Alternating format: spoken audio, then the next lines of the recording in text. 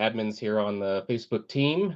So it also pleased to have a couple other folks as well. So Josh Gilmore also joins me, Emily Pembroke. Mary also is a former admin, and she's also here representing CFI, and she'll talk a little bit later in the meeting. But y'all aren't necessarily here to hear just from us. So I also want to introduce our speaker this evening, Nick Gianoutsos. So I have the pleasure of introducing Nick. I met Nick in 2012, actually up on a 14er on Mount Shavano. It was actually at one of the 14ers.com spring gatherings. And we've been very good friends ever since. Nick is a 14er finisher. Since then, he's racked up about 174 summits, give or take one, I'm sure, in there somewhere. With counting repeats of those, he's ski descended 16 of them, and he's also done 17 in calendar winter. I don't typically do skiing on the mountains, but have joined him on quite a few of the winter ones, so it's always fun. And then despite them not being 14,000 feet or peaks, he's also managed to rack up 63 of the 13ers, no less impressive. But he also hasn't stayed in Colorado either. In 2014, he and I and another friend teamed up to do Mount Rainier unguided. And then since then, he's also done Mount Shasta and Mount Whitney in California, which are also a little more difficult and a little bigger than ours. As much as I'd love to say Colorado has the best mountains, California's got some good contenders. So without much further ado, I'd like to introduce Nick. Nick, take it away. Right. Thank you, Ryan. You guys see slides? Yes, we can. Looks good. Excellent. Excellent. Well, welcome, everybody. I'm excited that you're here. So I'm going to go through about 45 minutes of a slide presentation. And if you have questions, just type them in the chat. And then afterwards, we're going to go through and answer everybody's questions and kind of have a group discussion. There's also a poll question, 2 poll questions about where you're joining us from tonight and what your 14er experience is. So, and I also want to say thanks to Ryan and Mary for joining us and helping run the show. All right, so I'm going to start off by giving us an overview of the 14ers and some 14er terminology. Then we're going to go through step by step of how to plan your hike. Then we're going to talk about what you need to bring on the hike. Then we're going to talk a little bit about trail etiquette and leave no trace, which Mary's going to talk about.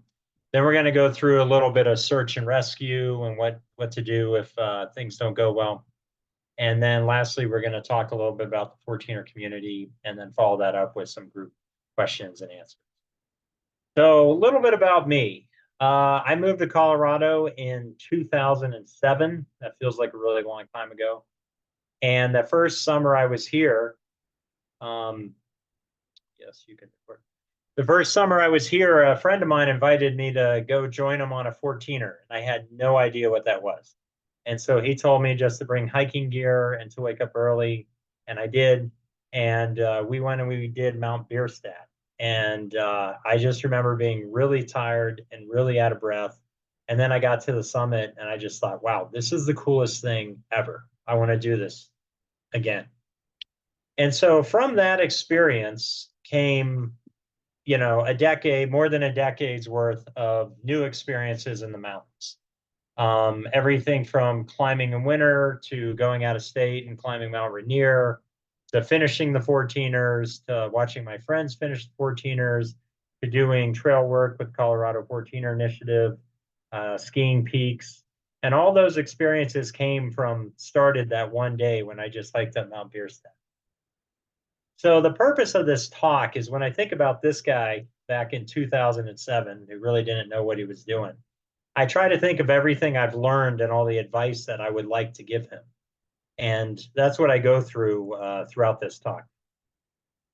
So let's start from the very basics. What is a 14er? A 14er is a mountain that is over 14,000 feet tall, technically less than 15,000 feet tall, although the tallest mountain is only 14,433 feet, Mount Elbert here in Colorado. There are 58 14ers in the state of Colorado. Likewise, a 13er is a peak between 13,000 and 14,000 feet. And just so you know, it's appropriate to spell 14er as 14er or to spell it out. Sometimes people put an apostrophe or they kind of slide an N in there. Don't do that. It looks kind of weird.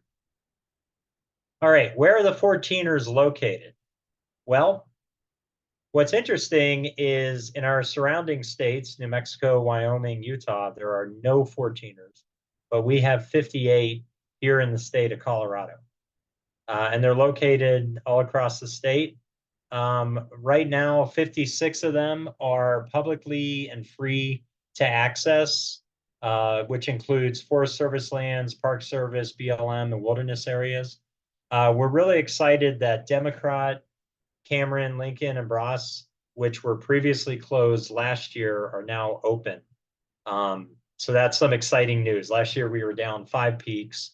This year, the only peak that's closed is Mount Lindsay. If you do any of the DeCalibron peaks, you need to go online and sign a waiver. But we're really excited to have those open again. And then there's a good chance that Mount Lindsay will be opening up sometime this summer. Last year, there was a lot of concerns about liability and landowners and private land, and so they had closed these peaks. But now everything is opening up again. There's also one peak, Culebra Peak, which is down south, the most southern peak, that is on private property. It's on a private ranch, and you have to pay $150 to hike that one.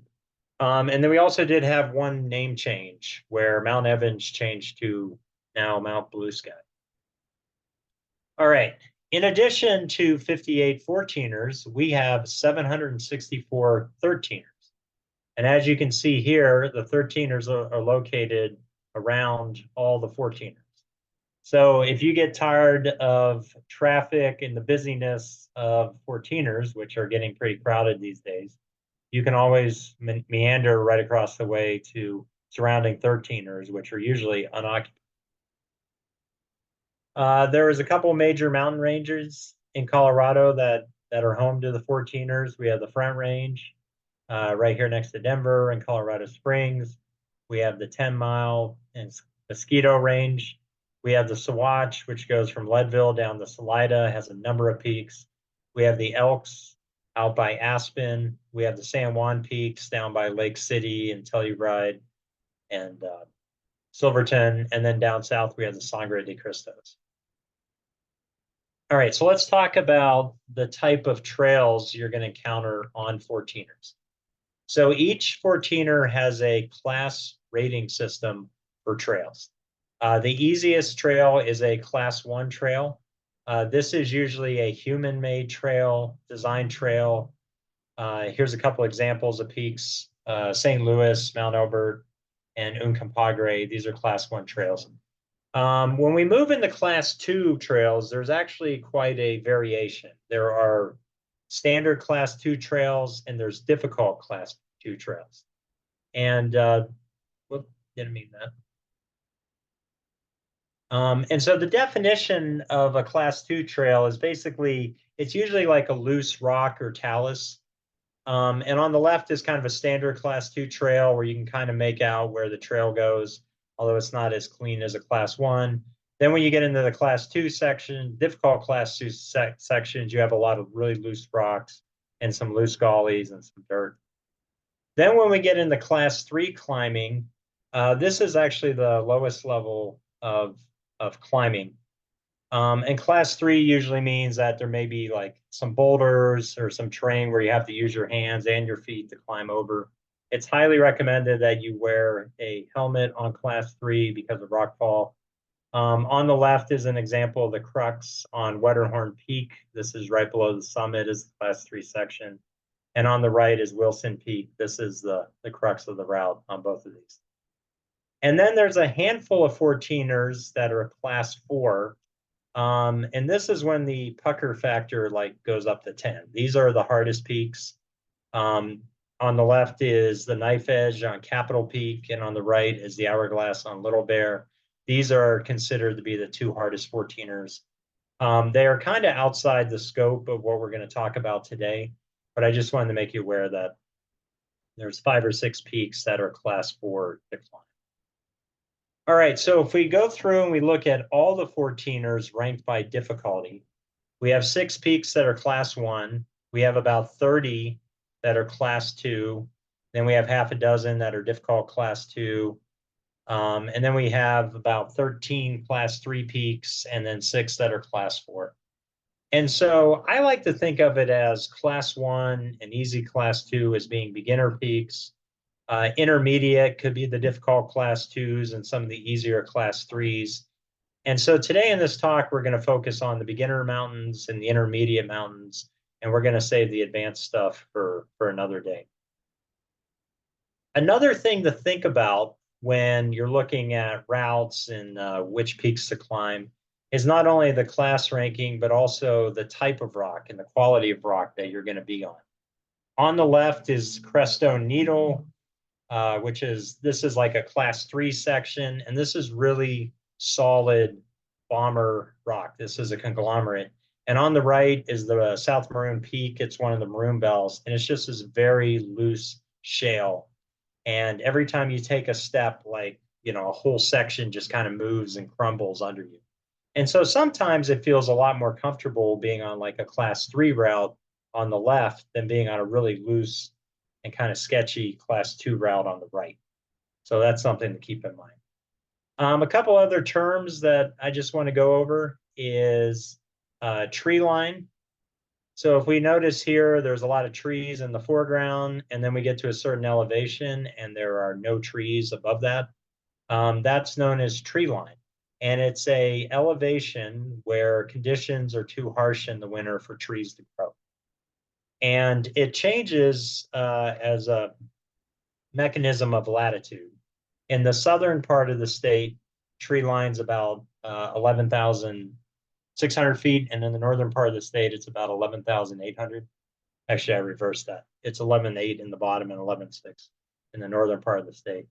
And this is significant because every hike you do to 14,000 feet is going to go above tree line.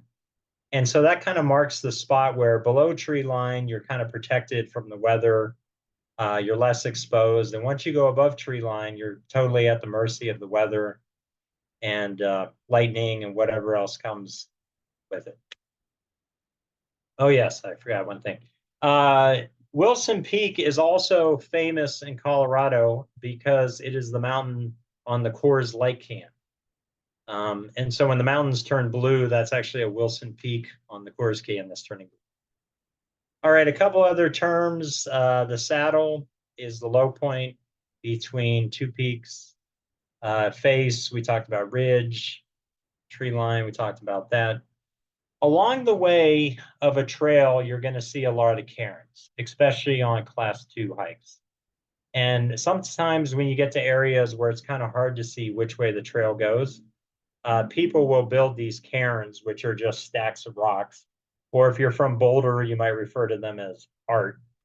And this is just kind of a way marking where to go along the trail. And it's important to keep in mind that anybody can build these. So just because there's a cairn there doesn't necessarily mean that's the right way to go, but it usually is an indication of where you should be going. So keep your eye open for cairns as you're route finding in some of these difficult sections, and they'll keep you on trail. The other thing is a lot of the peaks have benchmarks on the summit. This is a picture from Mount Bierstadt. This benchmark was placed in 1955. So when you're on the summit, they're kind of fun to look for and to get a picture with. Not all of the peaks have them. Not all the benchmarks have survived all this time, but probably a good percentage of them do. All right, so let's talk about how to plan a hike. And I just want to remind everyone to go check out the poll because we're going to look at the results here in a minute. Okay, I'm going to go.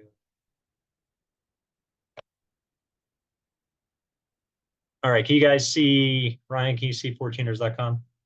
No, you still got your PowerPoint up. Okay, let me.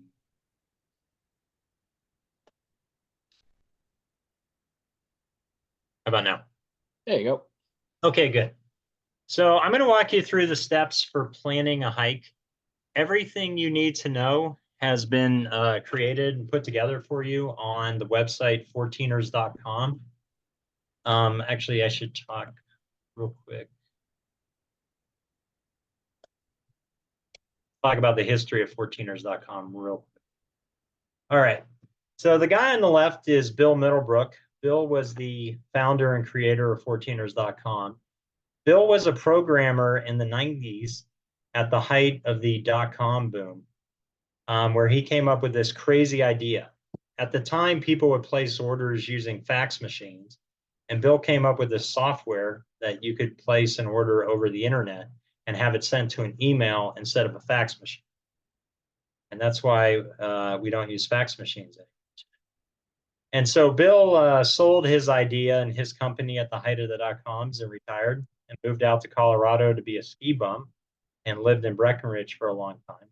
And as a hobby, he would go out and hike the 14ers. And just for fun, he put together the website 14ers.com so he could continue to practice his programming skills. Sorry about that. Check back.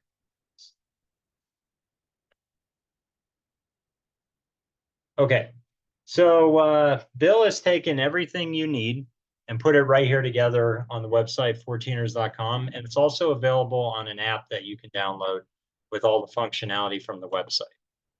So let's go ahead and pretend like we're going to plan a hike for Mount Bierstadt, which was my first 14er and still one of my favorites. So you click on Mount Bierstadt, and then you can go to routes. You can also look at a map and see the different routes mapped out. Here's the trailhead. Here's the summit of Mount Bierstadt. We're going to look at the standard route. This is known as the West Slopes. And all the information you need for your hike is listed here on the left. Bierstadt is a class 2 hike. The exposure is low. The rockfall potential is moderate. The route finding is low. The commitment is low. The starting elevation is about 11,700. The total gain for the entire trip is about 2,850 feet, and the route length is about 7.25 miles. And then if you scroll down, Bill goes through and tells you how to get to the trailhead, and then he's put together a short route description with a number of pictures. And so here's the view from the parking lot, here's the summit, and it just kind of walks you through the entire hike. And you can download these photos on your phone through the app and use them to navigate. The other really cool thing about the website is you can look at peak conditions. So you can go look up any peak, and users like yourself who maybe just went out and hiked Bierstadt on the last couple days will come in and give a conditions report. And they'll talk about, if there was snow on the road to get to the trailhead. Or they'll also talk about, how much snow was on the route, whether it's full summer conditions or it's still spring conditions out there. And, because so many people are out there hiking 14ers, this gets updated a lot. So usually you can find information from the last day or two or three and kind of know exactly what you're heading into. There's also a checklist section where you can go through and you can put in all your numbers. Every peak that you climb, you can keep track of your journey, the dates you climbed, how long it took you, time of year, all of that. And then the last thing is there's a lot of trip reports, which is basically when a person goes on a hike and then they write up a story talking about their adventures. And so this is just one of the random trip reports where a person went out, contains some text and, kind of what they saw. Usually it's kind of a picture story of what was going on. And they found a llama, which is interesting. Turns out an elk hunter and his 3 llamas were all using this campsite. Okay, so anyway, stories like that. So I'm going to go back.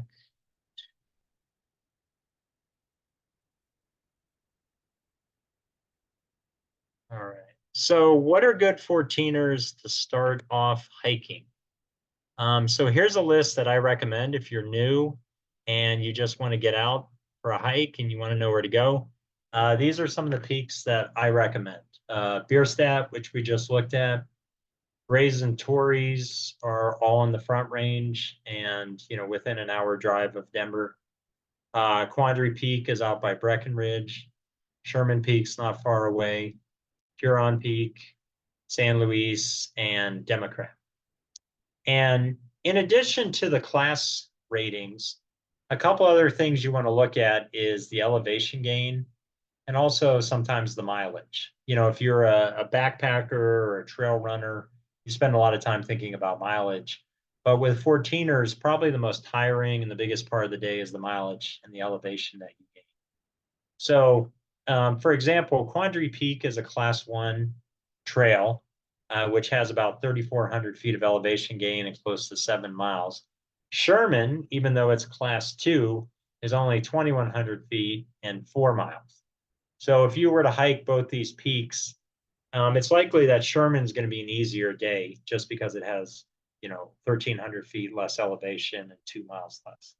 So not everything is just the class rating. And then let's say you've hiked some class one and two peaks and you want to get into some class three. These are some good first class three routes that I would recommend. The Sawtooth route, which goes from Bierstadt over to Blue Sky Mountain on the Traverse. Longs Peak has the Keyhole route, which is a fun class three. If you're getting down in the Sangres, you can go do Blanca and Ellingwood Traverse or Kit Carson Peak. Or my favorite peak is Wetterhorn down in the San Juans. So with that, Ryan, can you read to us the results of the polls? Where's everybody from tonight? Well, not surprisingly, we've got almost 50% are from Colorado, followed by kind of the general Midwest. We got 17% there. Texas with a pretty healthy showing. I figured you'd be proud of that, having been from there. 14%. And then after that, it's kind of a smattering here and there, but about half of the folks are here from Colorado. Cool. And what's the experience? So how many 14ers do you climb and hike? This is actually great because again, this is the perfect class to be in, but 55% have not done any at all. So those of you that click that, you're in the right place. And then followed up by 34%, 1 to 10, and then 9%, 11 to 30. So, and then a couple 14er finishers. So Cool. That's great. That's really awesome. All right, let's talk about what to bring on your hike. So, we picked out a mountain. We know where we're going to go. Let's talk about what to pack. So you're probably familiar or heard of the 10 essential systems. This is a general outdoors for, backpacking, hunting, fishing, everything. You want, a navigation mechanism like a map and a compass, or today, cell phone. You want to make sure you have sun protection, insulation. You want to be able to have some light source as a headlamp or a flashlight, first aid, the ability to build a fire if needed, repair kit or tools for whatever you're doing, some food, some water, and emergency shelter. And so what this looks like when we pack for a 14er. So the first thing is you want to dress in layers. When you start in the morning, it's going to be cold. And then throughout the day, as you're hiking, it's going to warm up. And then when you get to the summit and you stop hiking, it's going to get cold. And, you might run into a little bit of rain, hopefully not, but you want to be prepared for these different temperatures and these different conditions. And so the best way is to dress in layers. In the morning, you're probably going to be wearing, your raincoat, all your gear. I usually start with a base layer and then like a shirt and then like a fleece or a puffy and then a rain jacket over it. And then, I can add shed layers or put on layers as I need to throughout the day. You want to start off with your hiking boots or tennis shoes. If you're just starting out, you don't need to go buy an expensive pair of shoes, especially for like the class one and the easier class two trails. You can use tennis shoes.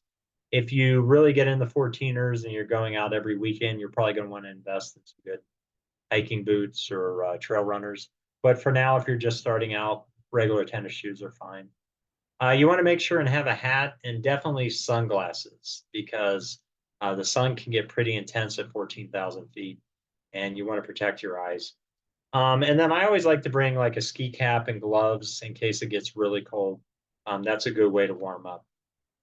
So that's usually what I'm wearing. And then in my backpack, I always bring, depending on how long the hike is, 2 to 3 liters of water, plenty of food and snacks, things that I like to eat, navigation, which is either a map or the app. First aid kit. So you can go out and buy a little first aid kit, or you can just make your own. If you go into your bathroom and just grab, a little bit of what you think you might need. Types of things are like Tylenol, ibuprofen. It's good to have some Benadryl if you or someone has like an allergic reaction to something. Imodium if you have any GI issues. Whatever else you might take or need. Band-Aids, duct tape, all good things to have just in a first aid kit. A headlamp. I take a headlamp with me on every single hike, even if it's going to be just all day. They're really light. And if you start early, you're going to need one. If you get delayed and you have a really long day and it gets dark on you, you'll be really glad you had one. In an emergency situation after dark, it can be a good way to signal for help or communicate with rescuers. And then the last thing that I recommend is an emergency bivvy. They're pretty light, and it's basically, think like a space blanket wrapped up, made into like a sleeping bag. And so the idea is this just sits in the bottom of your pack, and if you get into an emergency situation, you can pull it out, climb in it. Hopefully it'll be enough to help you get through a long night if you need to. All right, so let's talk about some keys to a safe and successful hike. Probably the number one rule is start early. You want to go out early in the morning. Usually around 6 a.m. is a good average starting time. You may adjust it more or earlier or later due to the weather forecast for the day and how long of a hike you have. It's good to take a break about every hour and to stop and eat and drink along the way. It's also important to give yourself enough time. I would, starting out, estimate that you're probably going to gain about 700 feet an hour. And then as you gain more experience, you'll probably get closer to about 1,000 feet per hour. Today, I estimate that it'll take me about 1,000 feet an hour of gain. So if I'm looking at a peak that's, say 3,500 feet of elevation gain, I'll estimate maybe 3.5 hours to go up, half an hour sitting on the summit, and then usually about half to 2/3 of what it took to go up to come down. So maybe 2.5 hours to come down. So that ends up being about a 7-hour day for 3,500 feet of elevation. It's a good idea to eat before you get hungry and drink before you get thirsty. Sometimes people, they get hiking and they just don't want to stop, and they're doing good for a couple hours and then they just kind of drop. So it's really important that you're eating along the way and you're drinking and you're staying in good shape. And then you want to try to select good partners, and that becomes even more important on the harder peaks. On the class 1 and class 2 peaks, having a good partner is nice, but when you get on the class 3 and the class 4, it can really be a safety issue, especially if you have someone who's inexperienced or doesn't know what they're doing.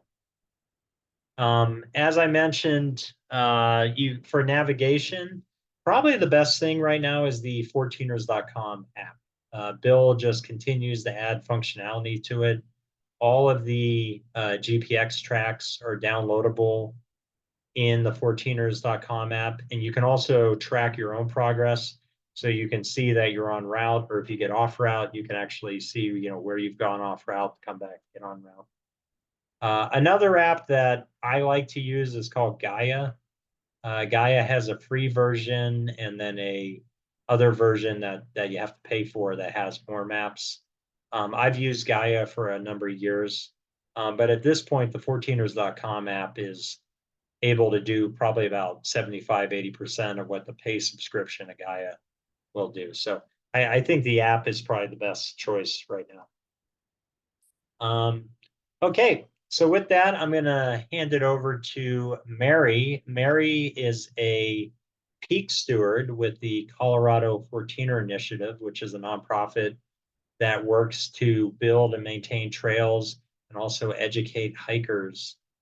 So Mary's going to talk to us about Leave No Trace. Thank you, Nick.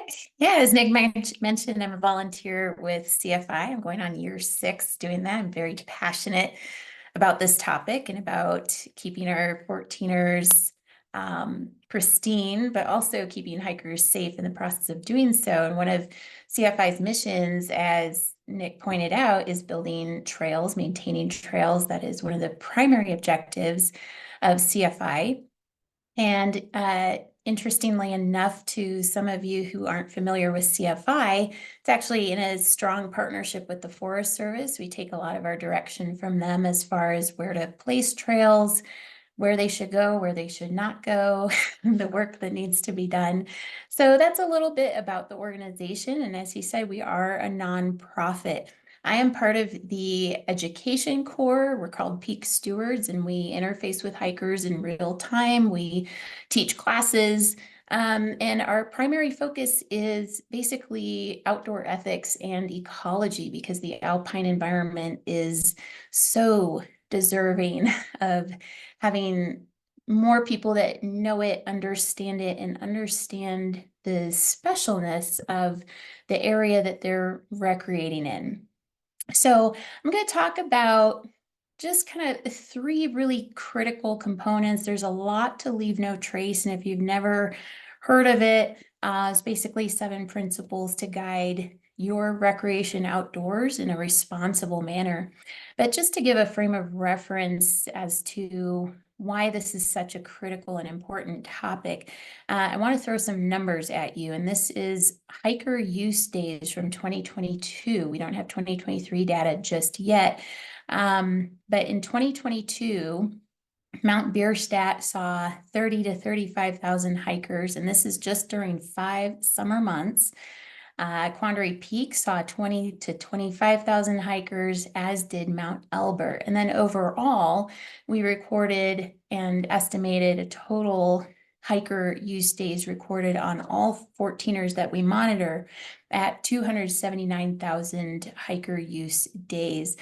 And when I read those numbers, every year I think to myself, what would my yard look like if that many people were going through the vegetation in my own yard? You know, it wouldn't look great, right? I'd have no grass left. So that's just kind of a connecting point for me to why it's so important to be mindful when we're out there.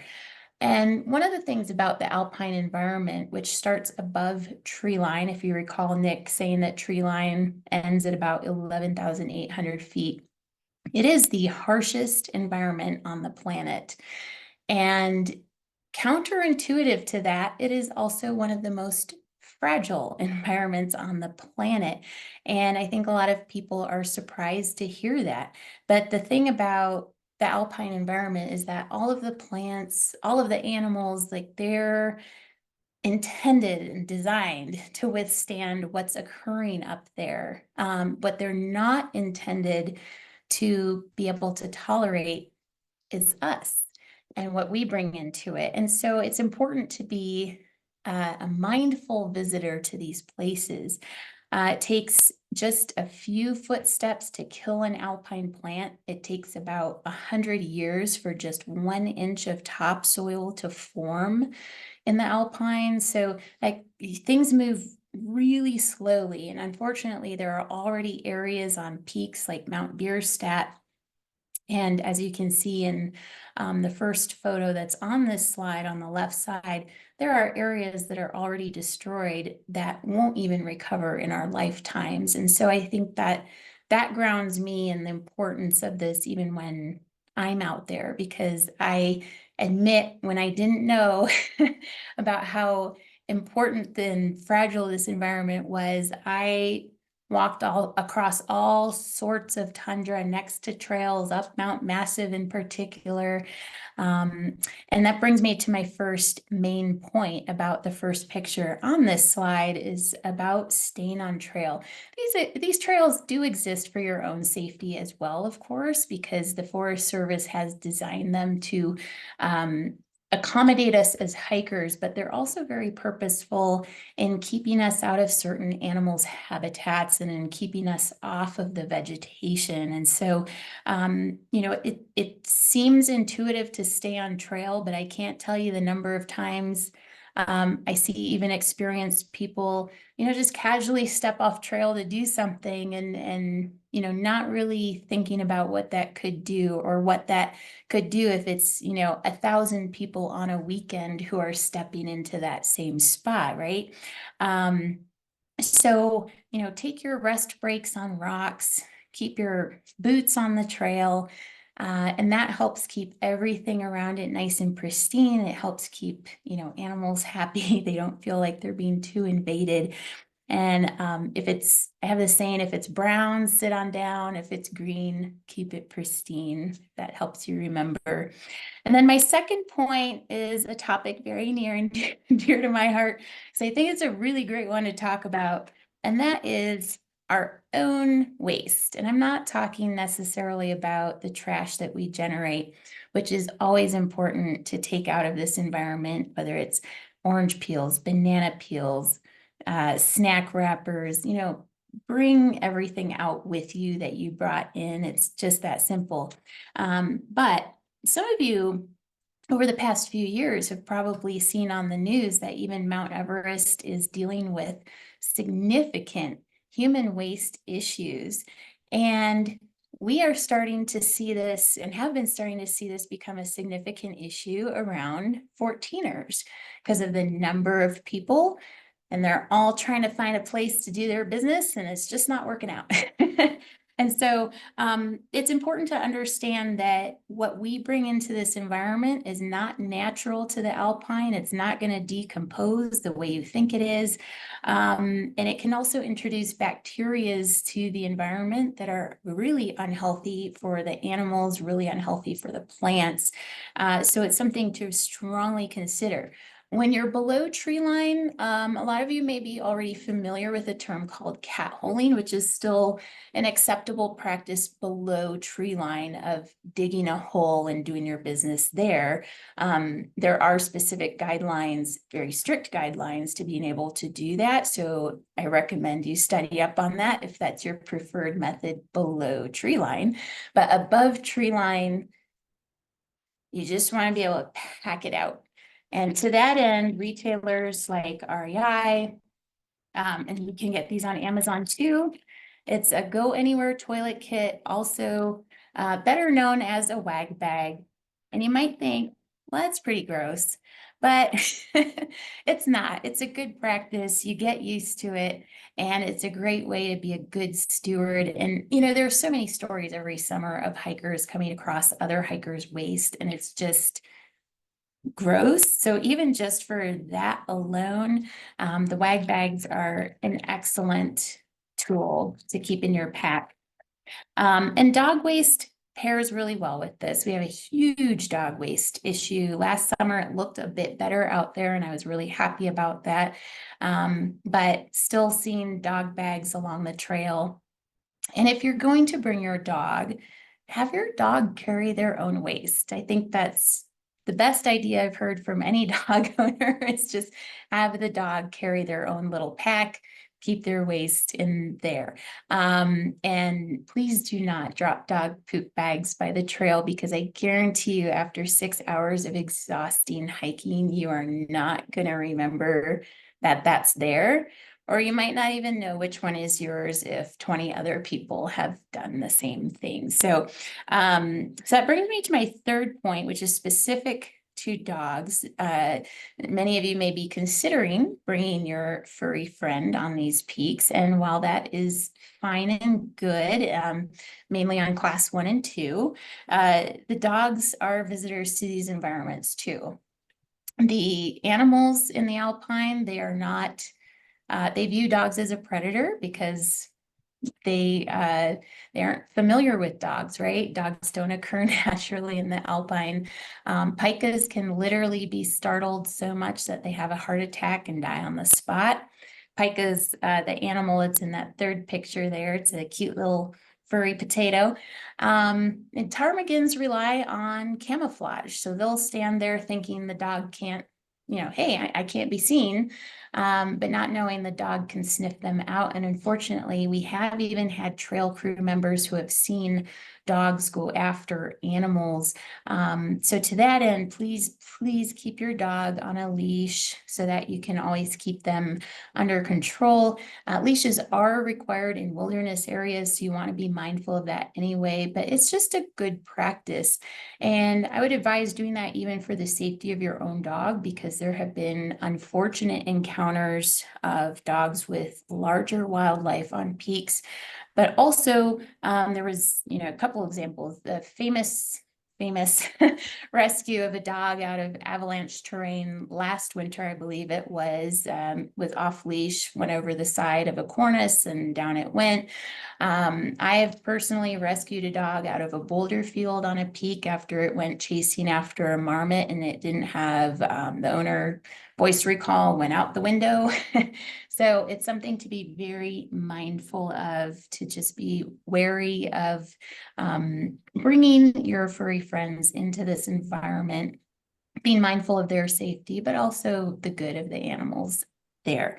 And there are a lot of things I could talk about, but those are really the three highlights: staying on trail, pack out your waste, hike responsibly with your dogs. And the last thing that I want to say is Colorado 14ers Initiative has a great YouTube channel with nice, informative short videos. Highly recommend you check them out. I think the Alpine is such a magnificent environment, and to really appreciate it, it's great to take some time to learn about it. But I also want to invite you all to care about it, because CFI is, like, we're kind of a small organization in comparison to how many hikers are actually out there. So to keep these places pristine is really a community endeavor. And we really appreciate all of you taking part in this learning and this webinar, and hope that you carry this sense of responsibility into the Alpine while you have fun doing so. And if you have any questions, feel free to put them in the chat or message me over Facebook Messenger, whatever works for you. Thank you. All right, Mary, thank you for talking dirty to us. So next, we're going to talk about how your body reacts at elevation. So Denver is a mile-high city. We're at about 5,280 feet. The highest peak in Colorado is Mount Elbert at 14,004. And to put this into perspective, if you're coming from sea level, and that's 100% oxygen, then by the time you get to Denver, you're somewhere around 84% of the same level of oxygen that you would have at sea level. When you go up to the summit of Mount Elbert, that drops all the way down to about 62%. So your body is going to feel that. 20% less oxygen, especially if you're coming from sea level and you're getting almost 40% less oxygen, you're really going to feel that. Now, to put this into perspective, Mount Everest Base Camp is still higher than any 14er. And if you've ever read John Krakauer in Into Thin Air, he talks about the death zone. That's close to 26,000 feet. And then the summit of Mount Evans is about 30,000 feet. So compared to 8,000 meter peaks, the 14ers aren't nearly as high, and elevation sickness isn't as big of an issue, but it still does affect your body and it affects your height. So one of the things that we all deal with if we spend any time in the mountains is acute mountain sickness. And you may recognize this, it's when your body starts to feel kind of sluggish. You might have a little bit of a headache, very mild headache, feel a little dizzy. And this is just the effects of your body having less oxygen. You tend to think a little more slowly, you feel a little more tired. And this is something that we all experience from time to time. It can start to become more serious and actually turn into altitude sickness the higher that you go. And so it's important to remember that if you're starting to experience these type of symptoms, going higher, they're probably going to get a little bit worse. And going down is the only way to make them better. And so sometimes you got to make a decision, like, let's say you're starting to get a little mild headache and you're feeling kind of tired and you're just 500 feet below the summit. it's probably okay to go ahead, summit, and then start going down. But if you're starting your morning off and you're only 20 minutes into your hike, you already have a number of these symptoms, you're not feeling well. Going higher up is just going to make it feel worse. And so that's probably a day that it would be better just turn around and go back. If altitude sickness is something that you struggle with a lot, there are some prescriptions that are available that can help you deal with altitude sickness. I personally haven't had to use them, but I know people who have, and they do have a lot of success with them. And the way your body reacts to elevation can really change over time. Sometimes, early on, some people don't have any issues and they hike for a number of years and then they suddenly start getting symptoms. Other people might have moved to Colorado and they're really affected by it. And over time, they kind of acclimate. And it's not really an issue. So it's something that you're just constantly monitoring and being aware of and can change throughout your hiking career. All right, so let's talk about search and rescue. These were a number of headlines that I grabbed all from just one summer, probably 5 or 6 years ago. And I'll read a couple of them to you. Rise in 14er deaths reflects rise in climbers and fearless behavior. Boulder man falls to his death while climbing on Mount Princeton. Black Hawk helicopter used to rescue 2 climbers overnight. And if you start watching the headlines, you'll see stories like this every month. We just had our first fatality this year on Long's Peak, where a 23-year-old took a long fall, got caught in a snowstorm, and took a fall and took a couple days to find his body. And that's our first fatality of the year. We tend to have, on average, 6 to 12 deaths on 14ers every year. As time has gone on, search and rescue has developed better technologies and are able to do more, but we also have more people moving to Colorado and more people hiking the 14ers than ever before. And so that number, it kind of tends to hold steady. And this hit really close to home for me about a decade ago when I lost a friend and climbing partner, Rob Jansen, between Snowmass and Hagerman Peak when Rob got caught in a rock fall that took his life. And so I think it's important to remember, as you get into climbing and you go out and you start doing these peaks, it's really exciting. You have a group of friends and you're always thinking about the mountains and you always want to go out and climb as many peaks as you can. But there is risk involved. And when somebody loses their life, it affects everyone around. So this talk is dedicated to the memory of Rob Jansen. And I hope it offers you a good, safe climbing career for yourself. All right, so what are the things that are hazards as we start heading into the summer? So what I've done here is I've mapped out the next 4 months, and I've looked at the hazards that we want to be aware of. So right now we have a lot of snow in the mountains. The snow will last till probably the beginning of July, maybe mid-July if it hangs on for a while. After that, snow won't be an issue for the rest of the summer. Monsoon season is the time of year when we get most of our thunderstorms, which also brings in a lot of threat of lightning. Traditionally, that usually starts in late June, goes into early August. The last couple of years, we've actually kind of had a late monsoon season, which didn't really start until July and went into August and even September. There's kind of a break between whenever monsoon season ends and while we still have nice weather before we start getting into colder fall weather.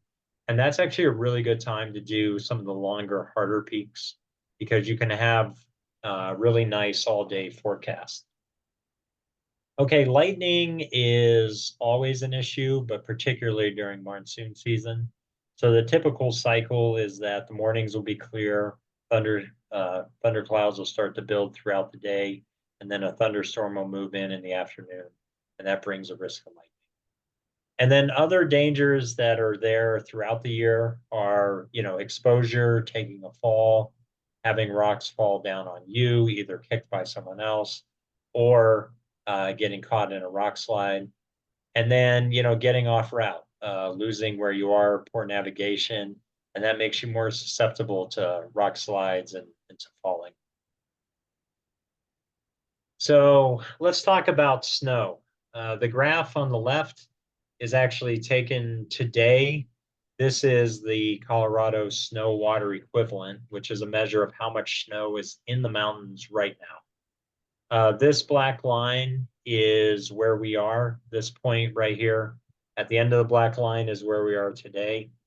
The green line in the middle is the average for the year. The red is the lowest snowpack Colorado has on record for a year. The blue is the highest. So you can see that right now we are dead average, which means that if things continue like they have right now, snow will melt out somewhere right around July 1st. In the top right is a photo from mid-June from a couple years ago. And this is on Mount Princeton, which is in the Swatch range.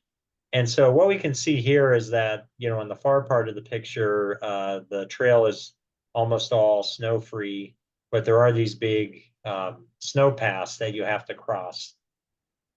And so what happens is overnight, these sections of snow will freeze and they're pretty hard. And then throughout the day, as it warms and the sun hits them, they'll soften up. So it's a really good idea throughout June and maybe into early July, depending how much snow sticks around, to bring microspikes, which are these kind of these little contraptions you put on your hiking boots that allow you to gain traction as you go across snow and possibly ice that you may encounter. So let's talk a little bit about the weather forecast. So on 14ers.com, for every peak, there's a link to the NOAA weather forecast. And in the top left, we have, this is the week-long forecast looking 7 days out. And that starts to give us a picture of what, our forecast is going to be like about a week out. When we get about 2 or 3 days before our trip, that's when the climate models or the weather models start to converge and we start to get a better forecast. And so the things we want to look at are, when are thunderstorms coming in? Is there a chance of rain? What are the temps going to be and what is the wind like? And over here on the right for each, there's a map showing, the area for the forecast. And it's important to pay attention to the elevation that is forecasted for that location. This example is near what is now Mount Blue Sky at about 13,000 feet. Sometimes the projection is for 11 or 12,000 feet. It's never like at the very top of the mountain. It's usually somewhere along the route. So kind of keep in mind as you go up in elevation, each 1,000 feet that you gain usually adds 2 or 3, or you lose 2 or 3 degrees in temperature. And as you go down, you gain a couple degrees. It's a little bit warmer. So kind of keep that in mind. And then from the NOAA forecast, if you click on the hourly forecast, you'll get a breakdown of the next 48 hours. And so this is 2 days in July back in 2019 for Mount Bierstadt. The red line at the very top shows us temperature, warming up through the day, dipping at night. Then below that in the blue, we have gusts of wind. We can see that the wind's going to be about 10 miles an hour, which is pretty nice. And then we're going to have some wind gusts going up to 20 miles an hour, which isn't bad.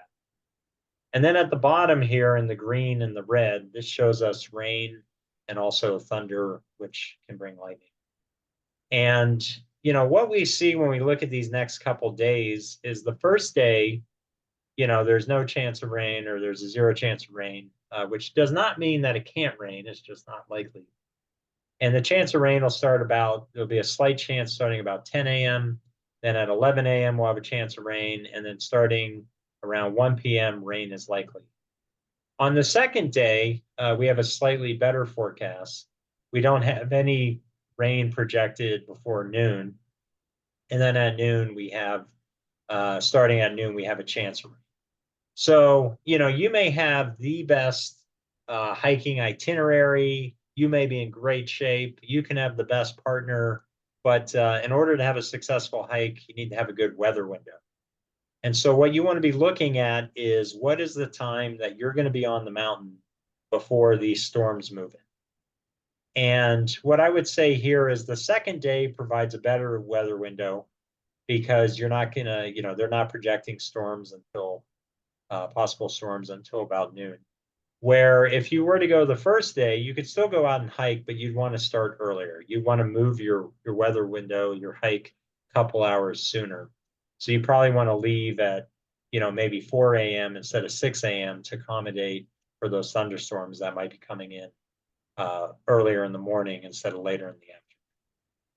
And this is the game that we are constantly playing with weather. Every hike, every night before, every morning of, we're always checking the weather and adjusting our plan to accommodate what's coming. Okay, so once you're on the hike, what do you look for? Well, this is a bluebird day. It would be great if every time we went hiking, it looked like this. But usually in the mornings, it'll start off pretty clear in the summer. And then at some point, we'll start to see some clouds form. You'll have these really puffy white clouds, which don't pose a direct threat, but they do indicate that clouds are starting to build. So it's something that you want to be aware of and keep an eye on.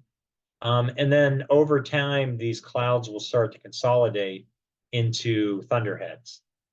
And so a couple of the key things you want to look at is as the thunder clouds start to build and get stronger, they also start to build up vertically. And then the belly or the underneath of the clouds becomes very dark. And so by the time you get to this, you got a thunderstorm coming and you want to be heading down already and hopefully on your way back to the car. So let's go back. So, some days you'll go out and it'll be like this all day. Some days it'll develop into this. The last thing I'll say is that sometimes in the morning there'll be like a real light fog or kind of these wispy clouds. And then as soon as the sun comes off, that'll burn off and then you'll have a clear day and then you'll start the progression. All right, so when does lightning strike in terms of time of year? This is a graph made by meteorologist Chris Tomer showing lightning flashes per day in the state of Colorado. And we can see that July to August are the busiest times, which correlates with our monsoon season. June can also have a lot of lightning strikes as well. Then you can see in September, I was talking about that nice window. After monsoon season, we get a good drop off here before it starts getting too cold into October.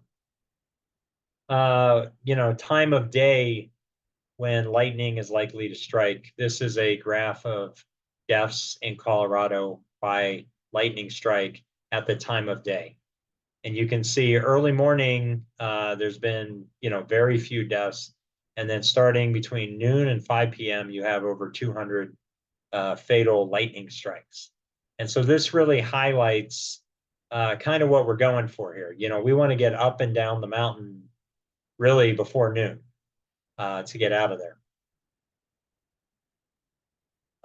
Some additional resources for weather. I mean, you can get way into weather forecasting and really geek out on the science. And the more you understand about weather patterns and the more you can use these tools, the better position you put yourself in for successful hikes. So on the left, this is Chris Tomer. He's a meteorologist with the Fox News here or the Fox station here in Denver, the local channel. He is an avid 14er climber, loves the outdoors. And every weekend throughout the summer, he'll put together a weather forecast with climbing in mind. And he'll talk about the different mountain ranges and where it's going to be good and where it's going to be not as good. And this is a great tool. His videos are usually 7 to 10 minutes long and just goes through everything. And on the right, another website that people like to use is Mountain Forecast. It's a weather-centric website that really focuses on mountain weather. Okay, another thing, unfortunately, that's become more and more a part of our hiking season is smoke. Colorado has had a number of fires, just a few years ago. And even if we're having a wet season, we can still have fires creep in or smoke creep in from other parts of the country or even Canada. So it's also a good idea as summer comes and it starts getting really hot to keep an eye on the smoke map. There's a website called airnow.gov, and they have fire.airnow.gov that shows air quality across the US. You can zoom in on Colorado. And also weatherunderground.com has a fire map that shows you where fires may be actively burning and where the smoke from those fires is going. And here's a photo from, I think we all remember 2020, which is the year from hell. I feel like where Colorado actually had the 3 largest wildfires in its history. This is a shot going up Capitol Peak, and the sun is just blacked out like from the smoke. And so sometimes, there may be some mild smoke in the area, and then the wind can change direction, or a fire might get stoked, and all of a sudden you find yourself in heavy smoke. And smoke can have an impact on your lungs. If you get caught in it anywhere, it can really agitate your lungs and cause problems for, weeks afterwards. So one thing you can do is if you're heading out into the smoke, or you got to be in the smoke, or you get caught in one of these storms, wearing like a filtered mask, like an N95 or a KN95 mask, can help protect you and protect your lungs, and will filter out the smoke. So if I'm going on a backpacking trip, or there's a lot of smoke in the area, I'll throw one of these in my backpack. They don't weigh anything. And if I get caught in a really smoky situation, it's a good way to protect your lungs. All right, so putting it all together, I showed you the list of all the peaks and the difficulty, and you may be asking, okay, how do I, where do I start? How do I progress through the 14ers? And so if you're just new to all this, I recommend starting with the class 1 and the class 2 peaks, those 30 mountains that I showed you in the beginning. And when you go out on these hikes, you're going to learn, a lot of basic skills that are going to help you later on. You're going to learn how to plan your trip. You're going to learn how to study weather forecasts and watch weather develop in the mountains. You're going to learn how your body reacts to elevation, how fast you hike, what your stamina is, how much food and water you eat and drink, etc. Then when you move into some of the more intermediate hikes and climbs, you do class 2, difficult class 2 and the class 3, you start having to do more intensive trip planning. Route finding becomes more of an issue, finding your way through different sections on the trail. You're going to have to deal with loose gullies and loose rocks and a little bit of technical climbing. This is when having good partners becomes really important. So hopefully you met some good people when you're doing some of the easier peaks. And then you may get into some longer days too. It's not uncommon to have a 10 or 12 or even a 14-hour day on some of the really long peaks out there. And then, if you decide to go on and do some of the hard peaks, the class 4, half a dozen peaks, this kind of becomes a test of everything you've learned so far. All these skill sets that you've learned about your body, planning, partners, route finding, all come together here for these hardest peaks. And so if you go through the peaks, you don't have to go through them all in order of difficulty, but you want to kind of progress where you do a number of peaks in a certain difficulty level before you kind of move up to the next level. And so if you do that, by the time you get to these hardest peaks, you'll have the skill set and everything you need to be successful. All right, so if you get yourself into trouble, or maybe you come across somebody else on the trail who's struggling and you need to call for help, the easiest and quickest thing to do is to pull out your cell phone and dial 911. Or you can also call the county sheriff, which is usually linked to the local county search and rescue. You don't always have cell phone reception on 14ers, but oftentimes you do. So if you can get a cell phone reception, make a phone call. There are devices like the Spot Tracker and the DeLorme InReach. I have the DeLorme InReach Mini, which I take with me every time I go out. These are devices that allow you they connect to your cell phone, and they allow you to basically send text messages from your phone using a satellite device. And you can also, it has a SOS button where you can just press the button if you need help, which will alert search and rescue and start a rescue process. They're not cheap. The devices are between $200 and $300, and then you have to pay for a monthly subscription, kind of like a cell phone. So, you know, they're not always affordable for everyone, but they're really great to have. They're also really nice because if you're camping and you lose cell phone reception, you can still communicate with people. They have different tracking functions. So if you have someone at home, a spouse who's, you know, worried about you or wants to see where you're going, you know, they have a website and they can pull up and you can track exactly where you're at. So someone can be sitting at home at their laptop and check in and see exactly where you are at all times. So they're really great to have. I bit the bullet and got one for myself, and it's come in handy on more than one occasion.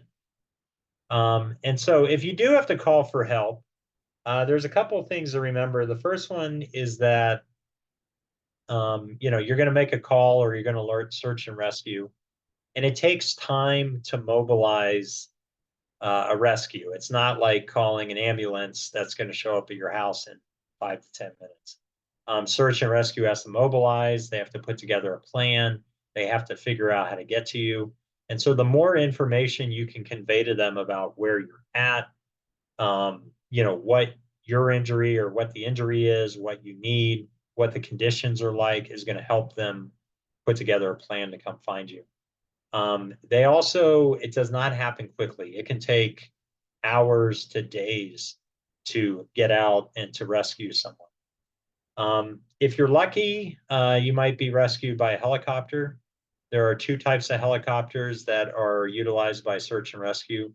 The first one is Flight for Life, which, you know, there's one right here in St. Anthony's and in Lakewood in West Denver that flies out to the mountains. These are great, and they have, you know, medical staff on board. They're limited in where they can land. They have to land in a flat area. They can't land on the side of a mountain. So oftentimes, if they get called in, they might have to land away from, you know, where you're at, and then rescuers will have to hike in, get you, and bring you back to the Flight for Life. If you're really fortunate, they might call in the National Guard. The National Guard does partner with search and rescue, and they can send out the HATS unit, which can do, you know, might send out a Black Hawk, and they can come rescue you right on the peak in, you know, in pretty harsh conditions. And Ryan actually was climbing on Crestone Peak a few years ago and had a member of his partner get injured. And Ryan, you want to talk a little bit about your helicopter ride? Bucket list thing I never thought I would have.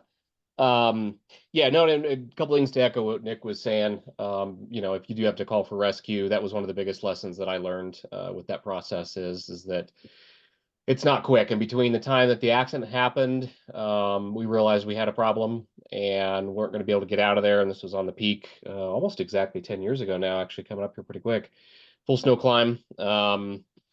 And the time that the helicopter landed, I think it was almost 7 hours. And yeah, there's also no guarantee that a helicopter can fly if it's windy, stormy, heavy smoke. We ran into that a couple years ago. Just also bear in mind, you know, don't count on it.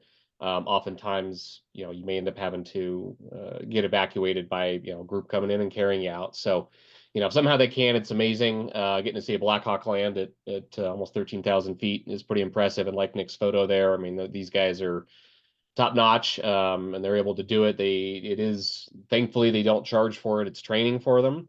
Found that out after the fact. But again, it's definitely something that, you know, don't count on it. Don't assume that, oh, you press a button and like Uber, you know, hey, great, you know, helicopter and it'll all be good here in 30 minutes sort of thing.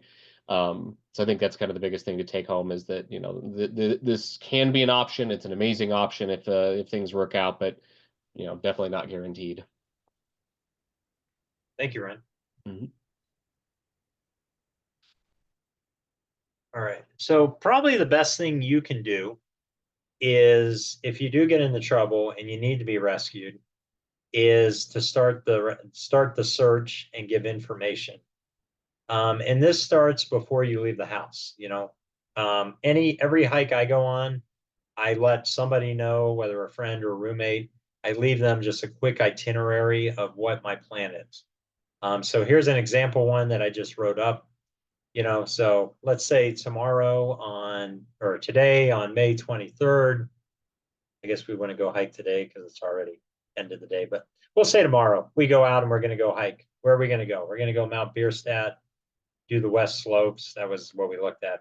Who am I going with? Well, it's going to be me, Mary, and Ryan. What's the plan? Well, we're going to start at 6 a.m. from the Guanella Pass trailhead. That's really important because if you go missing, they want to know where to go look. If people don't know what mountain you're on, they're going to spend a day or two trying to figure out where you went for a hike before they can actually start looking for you on the mountain.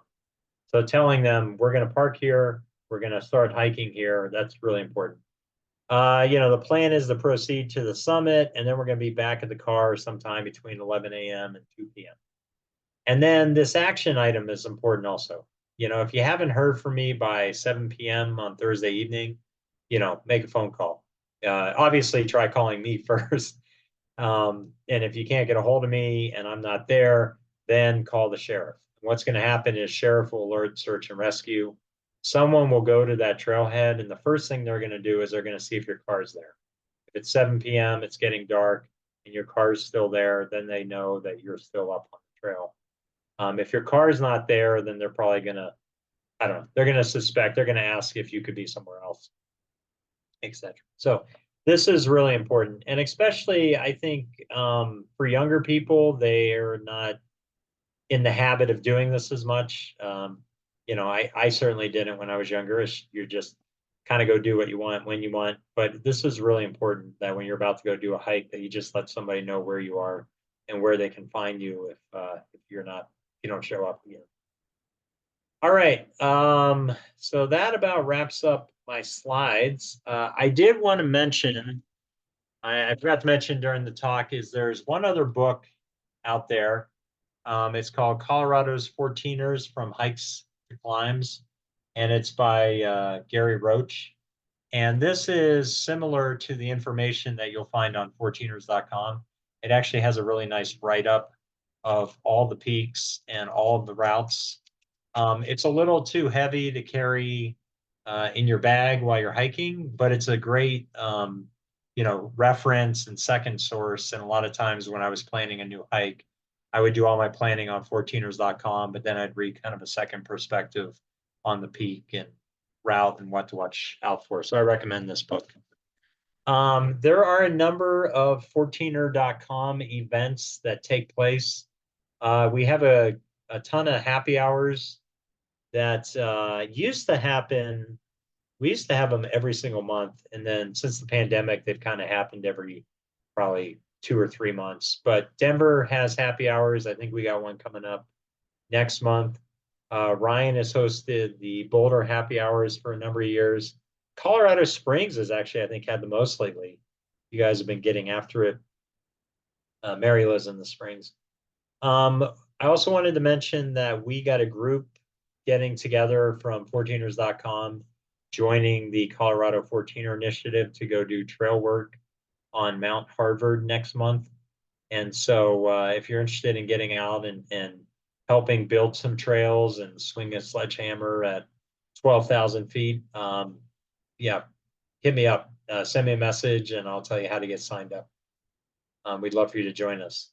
And then we actually, the 14ers.com community has some gatherings, they're called, where a group of people from the website, it's an open invite, go to a certain area, surrounded by 14ers, and everybody camps for a weekend. And then people go out and hike and climb. And so the next one coming up is going to be the fall gathering. It usually takes place in late September in just outside of Lake City. And then right around Halloween, we have the Winter Welcomer, which is when a group of people get together and we go to Quandary Peak. And this is kind of meant to be, if you're interested in doing kind of winter peaks, there's a lot of experienced mountaineers and climbers that come on that. And it's kind of a mentoring opportunity to go out and hike with some people who are more experienced. And even though it's not technically winter, Quandary, has a significant amount of snow by the end of October, and so you can experience winter conditions before winter actually gets here. And then we don't do it every year, but we do have a spring gathering that usually takes place in May as well.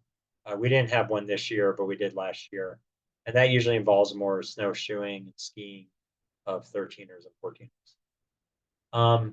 Yeah, the last thing I want to mention is I know in today's age, it's very convenient to order things on Amazon or other places, but I think it's important that we remember our local outdoor stores that have been there for us for decades, selling us gear. And it's a great place to go in and buy some gear and try stuff on and talk to experts.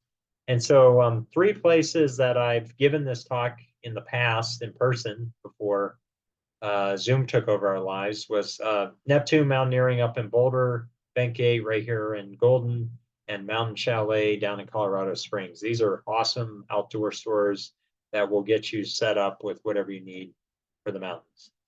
So with that, this is the end of my slides. I just want to say thank you very much for joining us. I'm Nick Gianoutsos. Feel free to send me a friend invite on Facebook or follow me on Instagram. And I'm also Mongoose on 14ers.com. And if you have a question about anything I talked about today, or you're trying to plan, a trip and the weather looks a little tricky and you just want to ask a question or something, feel free to shoot me a message. And if you get out and hike in the next couple weeks and you do your first 14er after watching this talk, send me a photo. I love seeing pictures of people getting out there and having fun. I do have a pretty busy summer schedule, so I don't need any invitations to go hike Bierstadt with you. But if you're having a barbecue or a Super Bowl party or something fun, feel free to hit me up. And with that, we're gonna go to questions. Ryan, I assume we have a couple questions. Actually, been pretty good. I think you did a good job kind of keeping everything on there. But no, figure it, open it up, and if anybody specifically has questions, go ahead and ask. And also between all of us, like I said, we've got kind of plenty of options. And like I said, with this in the past, we've done this. Heaven's sake, sometimes we've had this go another 30-40 minutes. So happy to answer any questions folks have. So there were a couple earlier in the chat. Somebody asked about summer insects. I thought of mosquitoes. I thought you guys probably would also think of mosquitoes. I would say the stingrays, yeah, I don't know, mosquitoes are probably the most annoying that you have to deal with. Last year, interestingly, I mean, Colorado's not known for ticks. Last year at our CFI event, I found one, and then another person was working not too far from me also found one. That was an unpleasant surprise. Those are certainly out there. Definitely, be mindful of them. We're not Pennsylvania, but something that you might have to deal with. I'd say the mosquitoes. I'd say late June through early July can be pretty bad. The stingrays around Kit Carson Challenger are absolutely notorious. I have a photo somewhere of I think I counted them, but I stepped out at the trailhead one afternoon to set up camp, and it was like walking into a swarm. I dove back into my car, slammed the door, and I took a picture later and counted 80 mosquitoes that had landed on the window that were looking to say hello, and was like, oh my gosh.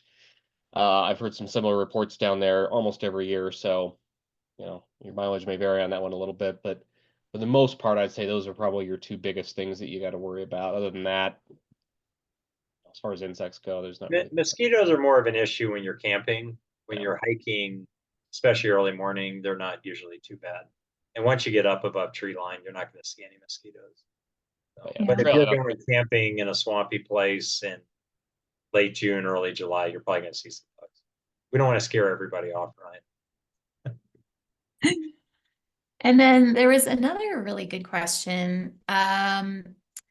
Specific to kids, what age can go on these kind of trails, and any special gear for them as well? I know there's a minimum medical age. I think I Yeah. was on my first one when I was about 5. I did get altitude sickness. I don't remember a lot more than that other than getting carried down. But Yeah, I've seen even younger. I don't, I mean, I think as long as you can carry the kiddo down in case something happens, it's probably, I'd say, medically, I'd double check with your doctor. But as far as are they capable, it depends on the kiddo. I mean, it's definitely seen some that have done pretty well, and I've been on the summit with some folks that I'm guessing are 4 or 5 before. So, I don't know, Nick, yeah, any thoughts on that? I don't have any kids. I think, kind of 10, 12 would probably be a good age when I think most kids would be capable of hiking a peak by themselves. You could also get out for some short hikes and, or do half a 14er and just kind of see where they're at. yeah. Yeah, I think a couple of things. One is, sometimes, you see parents that are, so I don't know if this person's asking specifically about the kid hiking, but it is important to note if you're taking your kid like in a kid carrier, if they're of an age where they can't communicate, that can be real tricky. So I think, as Ryan said, consulting with a pediatrician is a very good idea. um, and then whether it's kids or dogs, as far as special gear, I think just making sure you bring extra of all the things you would need that they also need, including, if something happens, do you have enough emergency gear as well? But certainly, food and water. Yep, I'd agree with that. Also had a question, Nick. This is going to be directly for you, but signing up for the June CFI event. I don't know if you Yeah. want. Send me your email address in the chat, and I'll forward you the link. Anyone who's interested, just send me their email address directly in the chat, and I'll sign you up. Or I'll send you the information, and you can decide if you want to sign up. I can also vouch it's quite fun. I mean, obviously, it's not exactly a watching football on a Sunday sort of thing. It's definitely hard work, but it's pretty fun and also cool to see a lot of these trails and kind of see, especially when you see ones that are really well maintained. You get to see how they're actually made and put together, and it's definitely a fulfilling experience. And if you love just if your idea of the office isn't necessarily a cubicle, this might be a good option for you. So very cool. Yeah. We got another one also for advice for training from altitude if you're in Texas or any other state that's a little lower than Colorado. And Nick, rumor has it you've been to Texas a little bit. I don't know, you might want to opine on that one. Yeah, I'm just copying down that email real quick. Oh, no worries. Yep. So in terms of like any cardio work and training and like the Stairmaster at the gym and running, that's all a great way to get in physical shape and the cardiovascular. The elevation is really hard. It's hard to train or acclimate at a lower elevation. So I think the best thing you can do is just be in the best physical shape you can be. And then also, when you come to Colorado to hike, depending on where you're coming from in Texas, whether you're at sea level or out somewhere out west, spend a couple of days, spend a day or two in Denver, spend a day or two at higher elevation and kind of acclimate. Where people really get themselves into trouble is, they leave Houston on a plane, fly to Denver, drive up, and then hike the next morning. And they, in 12 hours, they've gone from 0 to, 12,000 or 11,000 feet, and they really feel it. So kind of acclimating gently. Do you have anything to add to that, Ryan? Not a ton. I mean, I think the other thing that's hard too. I was just chatting with a friend at work earlier today about this. Of everybody's bodies or I should say, are different. I mean, I've known some people that never been to Colorado before. They fly up, show up, hike something, and have no trouble. I've known folks that have lived here in Colorado all their lives, and we go up to Breckenridge, and they've got a splitting headache, and are having to take some ibuprofen just to go around town. Never mind doing the hike that we had planned. So. That's something that's kind of hard to predict. But I definitely say, the acclimate thing, you're never going to get, in any trouble doing that. And that way you can kind of test and see how your body's doing. I think that's an excellent option just to give yourself that best chance at success. So, Had another question. This is actually fairly good and actually fairly detailed. Heading to Colorado tomorrow from Ohio. So like 800 to 1,000 feet there. Planning this trip for many months to hike a 14er, we didn't take into account the snow still being there. Thinking we should not do Quandary. Thoughts? Well, let's see. Last weekend we skied a 13er and we had continuous coverage from the summit down to 11,000 feet. So right now, Quandary is full on spring conditions. So you would need snowshoes and yeah, I mean, if it's your first 14er, it's probably not a good time to go. There are still heavy dangers, especially when things start to warm up. There's wet slides. So I'd say, we're probably about 3-4 weeks away from a mostly dry hike. But we're still going to be getting ski descents for at least another 2 to 3 weeks. And interesting enough, kind of to also totally plug 14ers.com. So this is a conditions update here on Quandary from just a few days ago. This one kind of gives you an idea, and just kind of looking there I posted it in the chat here for everybody. But I mean, I think it's still one of those things is it's doable. I don't know if it's necessarily trip cancel worthy, but I mean, take a look at the photos.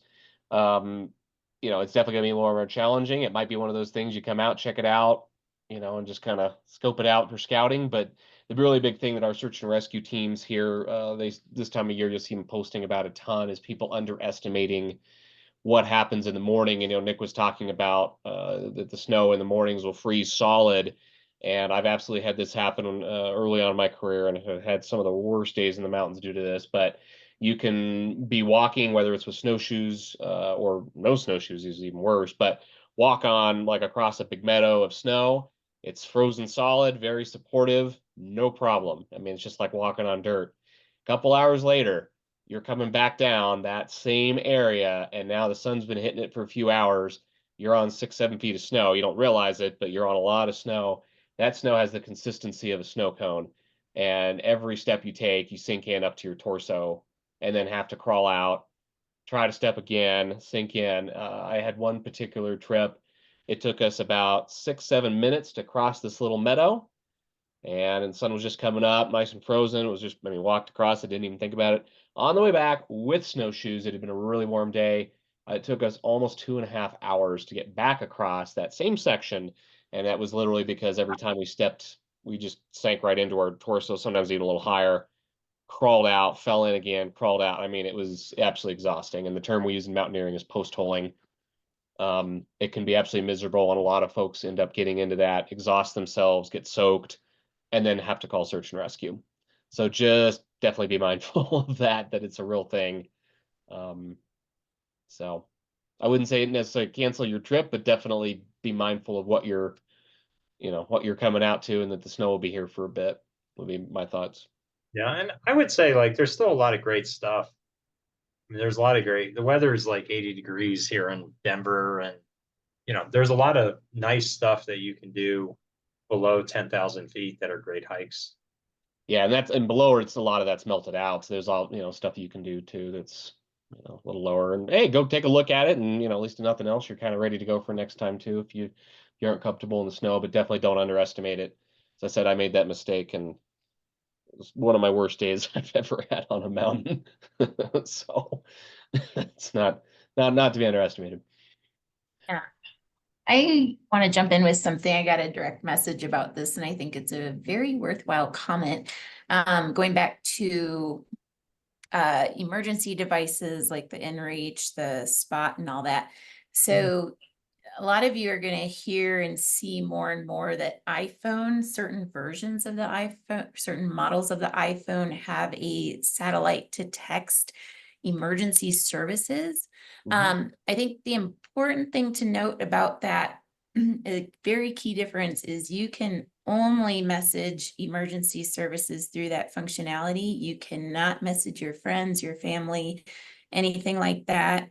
So I think it's great that iPhone offers that now. It's a great backup option, but I think it's really important to note that you will only be able to contact emergency services. So if you do have friends, family members, safety contacts, and something happens, I still think my personal opinion would be that the devices that allow full communication with anybody, anywhere are the way to go. But it is good to know that iPhone has that option as well. Like, certainly the most important people to need to know if something has happened to you will be emergency services. So just wanted to make, share that comment. Yeah, back thanks to the group. for mentioning. I forgot to mention that. I think it's the iPhone 14 14 and 15, yep. has Yep. that capability. The other thing I'd tie in there as an IT guy that supports a lot of technology. Yeah, like Mary said, that's the one thing to note. It's not a, hey, chat with your friends. It is just emergency services. The other thing is, while it does function, it does not function nearly as well as one of the satellite messengers. That's something that I think was, I mean, don't rely on it. That should be a last resort sort of thing. And I would still say, as somebody that's owned satellite messengers, starting with Spot, and then now I have a Garmin InReach. I probably had those for 12 years now, something like that. That those have played a very critical role, not only in being involved in rescues, but also including that time I mentioned about the hiking across and being really late coming home from a trip because I was post holing in the meadow. That was also something that prevented search and rescue from getting called because I reached out to my family and said, hey, I know I said I'd be back to my car by 5 and, we're reaching, it's now 7. I'm fine. I'm just going for a swim and I'll be back after dark. Sorry, Were you guys. getting bit by mosquitoes while you were wallowing in waist deep snow? I couldn't have cared at that point. I just wanted to get across that stinking meadow. So, it was miserable. So, I will anyways, say those two together has a good use for when them. Ryan had his rescue on Crestone Peak, he sent out like a group message to probably about 5 or 6 people and just said, hey guys, had some problems. We're going to be late, just so you know.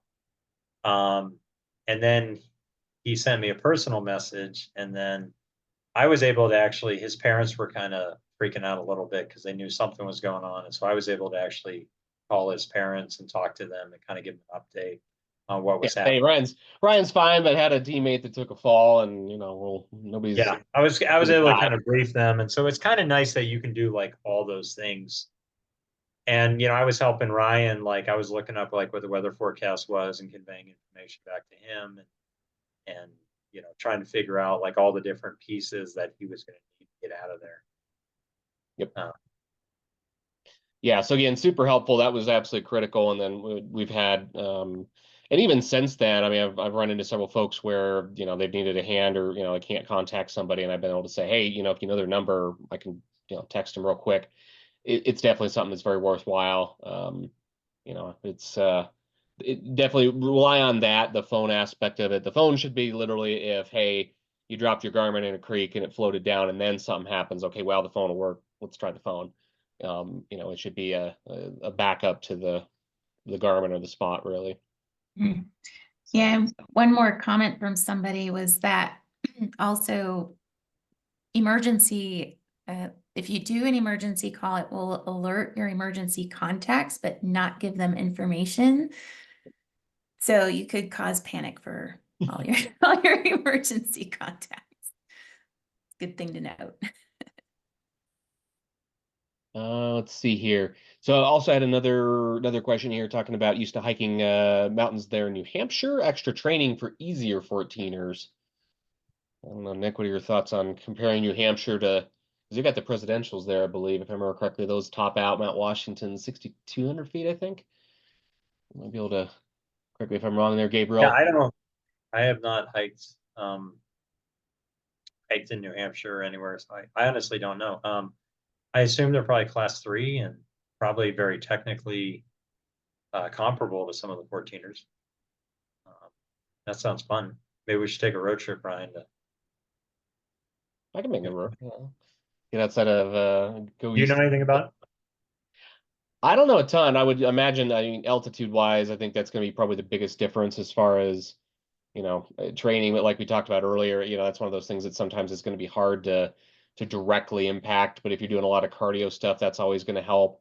But as far as the terrain goes, the good thing is like the class rating that Nick shared, you know, that's ubiquitous wherever the mountain is, doesn't matter what continent or state that it's in. I think I remember something about Mount Washington being class 2 or class 3. So, you know, as far as that goes, I don't think that there'd be a huge difference. I think the elevation would probably be the biggest thing that would be a difference. Distance perhaps as well. You know, some of the 14ers here can easily be, you know, 10, 15 miles round trip. You know, and if you do some of the easier to watch ones, I should say, and then if you're doing a few thousand vertical, that can take a while. So, but I probably need to look more at some of the mountains there in New Hampshire before I could weigh in for sure. So,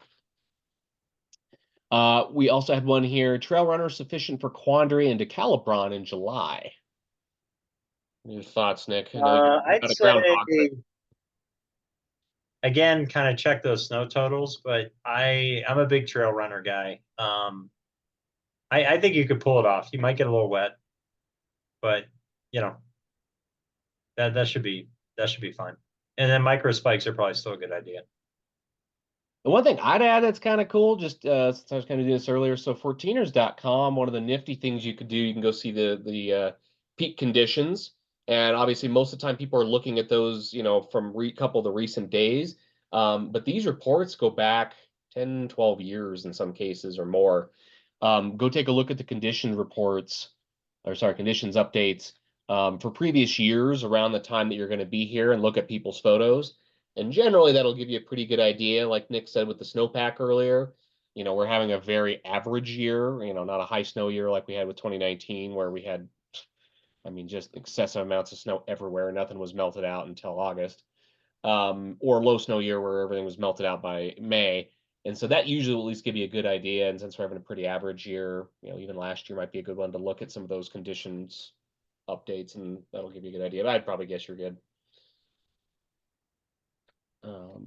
Yeah, there was also a question about if you do the waiver for the Decalibron, and for anybody who's not aware, that's Democrat, Cameron, Lincoln, and Bross. They're a peak loop over by Fairplay. If you do the waiver, does that mean you can summit Bross? And the answer to that is a very important no. Bross is under different ownership. A lot of people own the summit of Bross, so that has not been worked out legally at this point, but the bypass trail is lovely. Goes right below the summit. You're really not missing out on anything. And the Colorado Mountain Club has even made it official that if you've gone to the highest legal point, it counts. But I promise you, you're not missing out on anything by not going to the true summit. And also, it's a matter of stewardship. The more people that, you know, stay off the summit and respect the closure, it really gives us leverage to continue our work of trying to gain access. So just wanted to respond to that question verbally as well. Yeah, and I'd second that. If you hike all the way up there and take the bypass, you can definitely count that as a 14. And Far apart. Yeah. And hopefully Bross officially opens up at the summit. My understanding is that it's really an issue of kind of liability. People who own the summit don't want to be liable for it, but I don't know.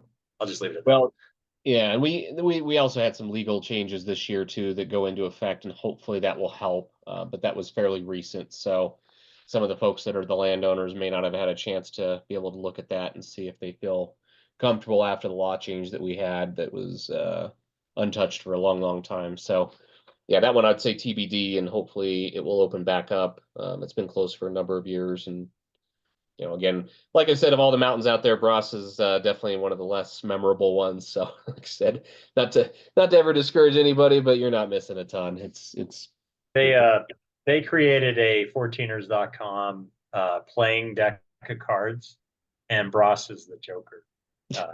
So it's yeah. Nice. I don't want to poo-poo on Bross, but it's definitely one of those. Again, it's technically and terrain-wise, it's not that memorable. So there's a lot of other peaks that are a little more interesting. So I can at least understand that. Ryan, I wanted to go back to a comment you made about the trip reports or conditions reports. The other thing is trip reports, they tell, I mean, there's trip reports going back 15, 20 years, and there's a lot of history there. But there's also a lot of information. Like, let's say you're planning a hike in the Chicago, or a trip in the Chicago Basin in August or June, or pick your month. You can actually go back and look at every year for trip reports written for that area and actually see what the conditions were like. So some people might be saying like, oh, there was, bugs were mild, wasn't that big a deal, but the mountain goats were running around everywhere, running through our camp, or we saw a lot of sign of bears in this area. So it can kind of give you a lot of information if you want to do additional research. And it's also kind of fun. People who write trip reports tend to write a lot of trip reports. So if you find someone who you feel like gives good advice or kind of moves at a similar, has a risk tolerance as you, or moves at a similar speed, you can kind of go read their trip reports of what their experience on a mountain was like, and that can help you plan for yours. So there's just a wealth of information sitting there if you have the time and the interest to delve into it. Yeah. You what? We didn't hear Mary you. and Colorado writes good trip reports. Well, and to quantify that a little bit, just for some fun for those of you just getting started, if you do like some reading, there's currently 16,155 trip reports out there that span, like I said, about 15 years. It's an impressive amount of knowledge. Pick a given peak, and you can knock yourself out with the amount of pictures and different stories from people's perspectives of, oh, we started this trailhead or this trailhead. Oh, we did it in snow. Oh, we did it, this time of year. So that's one thing I can't underestimate. When I was younger and really researching into a lot of this, definitely spent a lot of time looking at trip reports and being like, "Ooh, wonder what it's like around this time of year," or this, and very, very helpful. Definitely helps. I think take a lot of that mystery out of what am I getting into, and especially for those of you that are coming in from out of state, where hey, we're fortunate enough this is in our backyard, and a lot of these peaks, it's second nature, been up there enough. But for those of you coming in that haven't seen them before, don't really have a good perspective, this I think would help really give you a lot better idea of what you're stepping into. Yeah, there's actually one or two peaks or routes right now that are like the standard route for Mount Wilson. That started off as some guy just found a different way to get up the mountain and wrote a trip report for it. And, people would just reference that trip report and then go climb that way. And eventually Bill added that as the main route. So there can be some really... Yeah, what? I said, haven't done it. It's actually easier than the standard. What was the standard? It is, yeah. Route. It's really nice. It's really great.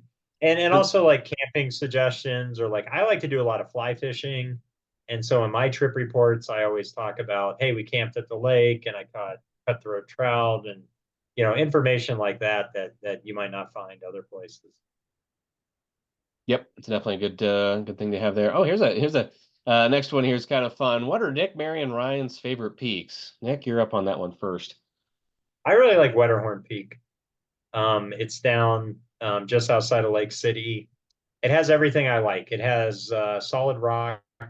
It has class 3 section that's really fun. It's not very long. It's beautiful. It's about 3,000 feet elevation gain, and it's just really awesome. What about you, Ryan? Wetterhorn's up there. That was also my second peak. Looking back, I wouldn't recommend that as a second. Were but you like 6 when you did that one?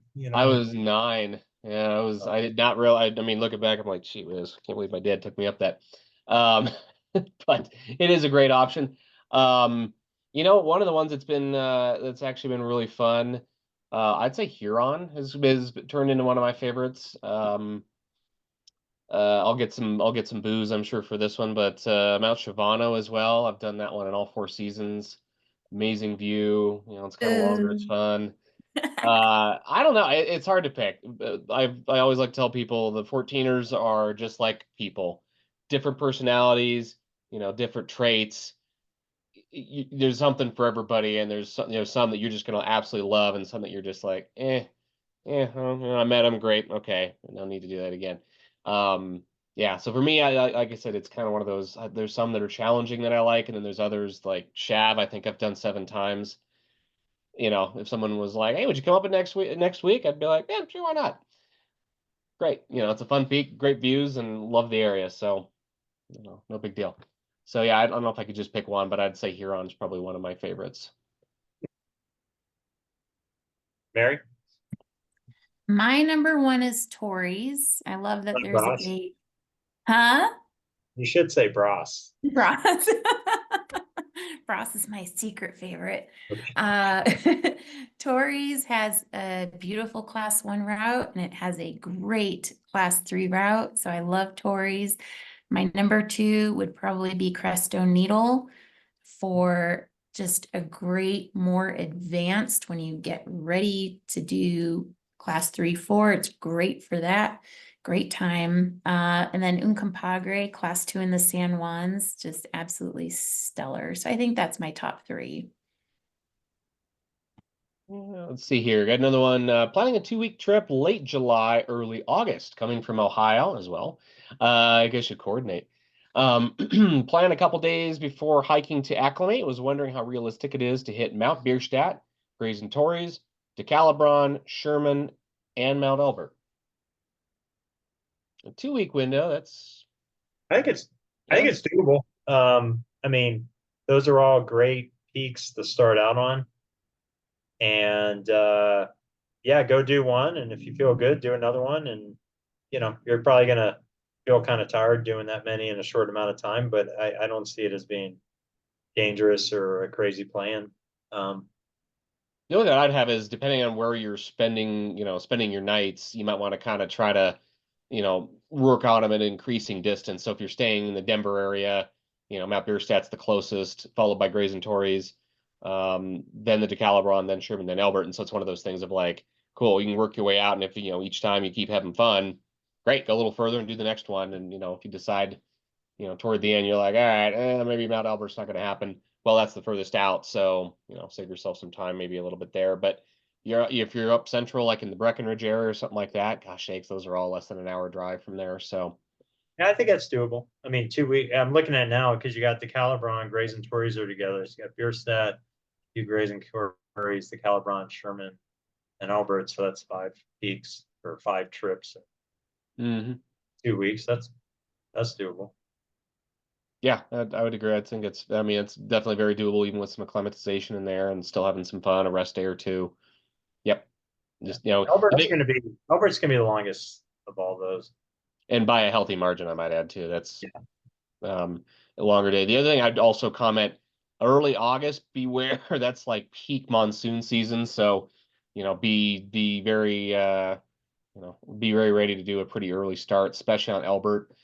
We also typically have about a week somewhere in that, usually it's that first or second week where we'll get hammered with really bad weather from the monsoon for usually it's like 4 or 5 days. And I've definitely seen some times I even had for me it was a finisher peak for the highest 100 peaks. We just got poured on for 4 days straight. I mean, it was just miserable. And then finally, the 5th day, we had a window, and then it rained the next 3 days. It was so that's fairly common each year. That's right about that same window. So just be mindful of if we if we have that, to be ready to start really early to try to get in that weather window that Nick talked about. Let's see here. Andrew Tim had also really good comment here about the InReach rescue insurance through the subscription of the InReach. That's also kind of another good reason to consider InReach for an option. One thing a lot of people don't ever talk about with the search and rescue stuff is the costs. And one thing is a downside is, if you do have to get picked up for Flight for Life, that can get fairly expensive. Now, at the end of the day, is it better than being dead and left, on the side of a mountain? Oh, absolutely. But is it cheap? No, not really. So, that's something We should clarify that search and rescue itself is free. There's no charge to call and have the county search and rescue communicate with you, come get you. If they call an ambulance or if they bring in a helicopter that offers medical assistance, and that will have a cost.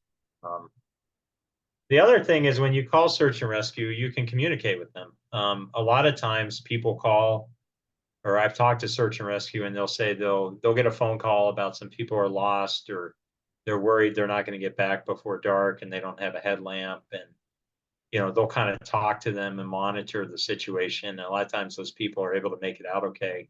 But they're just, aware that they're out there in case they need to go do something. So if you're in trouble, or if you're concerned about your situation, you think things might be starting to get bad, make a phone call and talk to those guys and see. Hopefully you can get cell phone service where you're at to do that. Yep. Might make it easier night for both you and them. Yeah. But yeah, let's see here. And then Marcel, I think I'm saying that correctly, had a good point about the trip reports as well, where you can use the advanced filter. Yep, very good point. And you can sort it to really then narrow things, quite a bit, however you want to. You can see not only the trip reports by, particular peak or a time. You can even, if you like a particular author, you can search by that.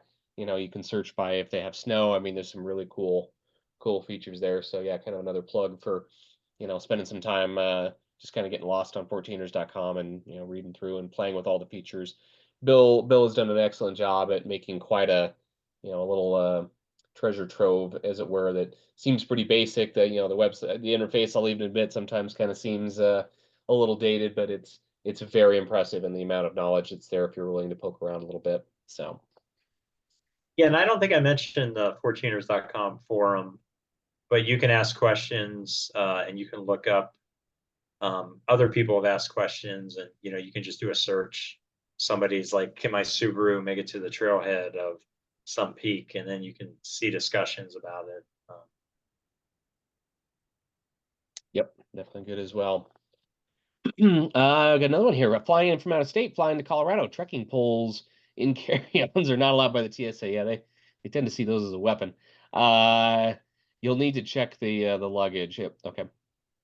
Yep. Keep in mind, yeah, that any sort of gear, whatever like that. Yeah, always best in your do a check luggage. Definitely did that when Nick and I did Mount Rainier. Yeah, we had to get real creative and make sure everything was on our check luggage. I'm sure they looked at some of our ice axes and crampons and other avalanche gear and were like, what the, so we tried to carry that on in a carry-on. I'm not really wanting to think about what would have happened at the TSA checkpoint. So that could have been a long day. Yeah, the other one, you don't need it for any of the 14ers. But bear spray is another one that you're not allowed to travel with. People try to bring it to the airport and end up having to leave it there. It explodes in your luggage, and it's not so good. So anybody else have any questions? Anything else kind of specific, general? And like I said, we enjoy helping people. It's one of the things that we're big on. So we like I said, we're happy to answer all kinds of fun questions. Decalibron clockwise or clockwise? Oh man. I like up frost first. Is that counterclockwise? Yeah, go up Bros, because you have no traction. It's better going up a ball bearing like rock pile. I mean, it feels like climbing up a kid's gravel pile toward the top. And it's so much easier to go up than try to go down that. So yeah, I'm a huge proponent of Bros first, Cameron, Lincoln, Democrat down. It's done it both ways, and I don't think I'll ever do it up Democrat again. I'll always go counterclockwise. Nick, what about you? You seem like you're. I mean, I just laugh at that. Yeah, I don't know. I think it wouldn't be terrible to go do Democrat first, but it does make more sense, especially since Bros isn't a summit that you can sit on. Democrat probably has the best views. So if you're thinking, if you think you're going to get them all, I think Democrat would be a better one to end on for the day. Mm-hmm. If you're not sure you're going to make it all the way around, then you could start with Democrat. There's a bailout gully off if you don't think you can get all the way over Bros, having taken that before in winter. But yeah, it sucks. I'd just say, yeah, go back. I'm laughing about this because there's a number of times that I've gone up to Calibron, summited Democrat, and for one reason or another didn't make it over to the other ones. Ryan and I did a moonlight hike when was that? A couple years ago. It's probably about 5-6 years ago. And we started at dark in the moon. It was what, July? It was like middle of the summer. Yeah, it was And fun. we got up to Democrat and it was super windy, and we're like, well, let's just go down.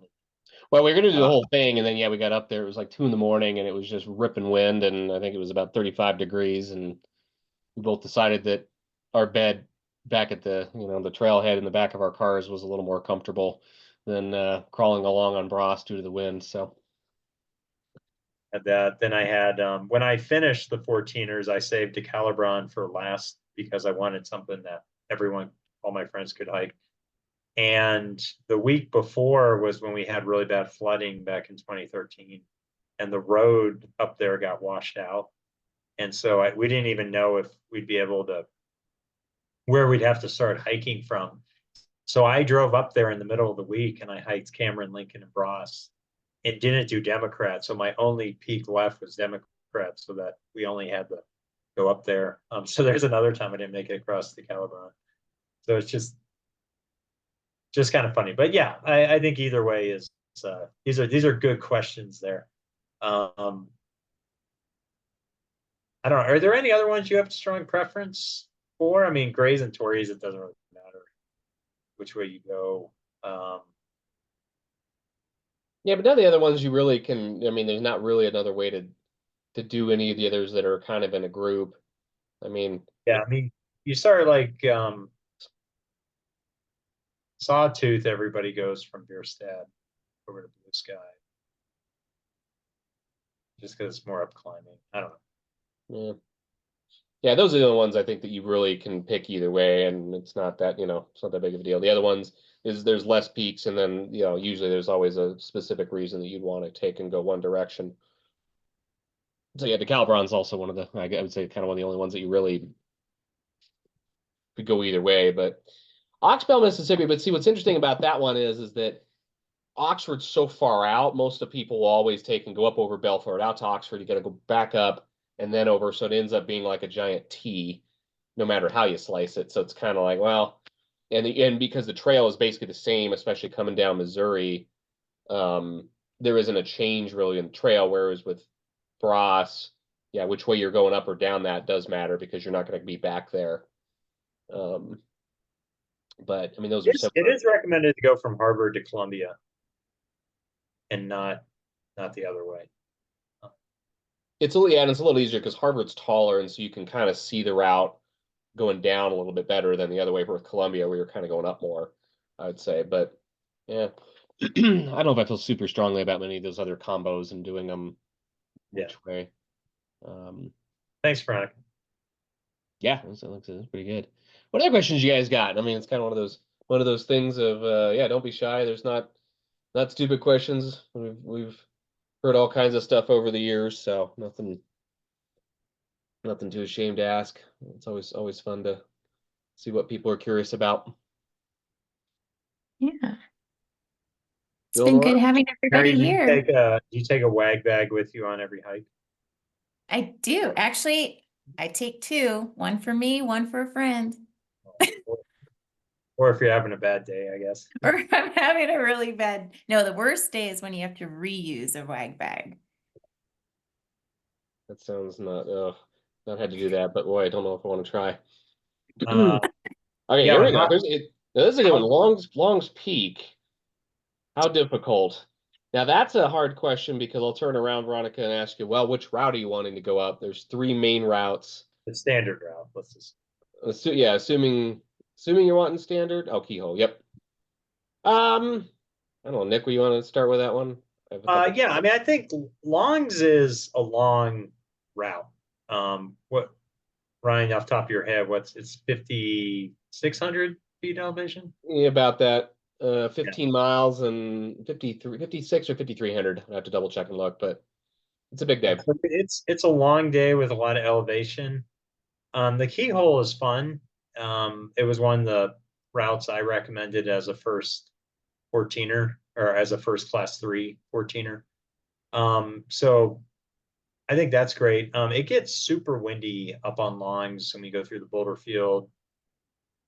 I have been to the Keyhole, what to expect after That's where it changes dramatically. Up until that point, Longs is a hike.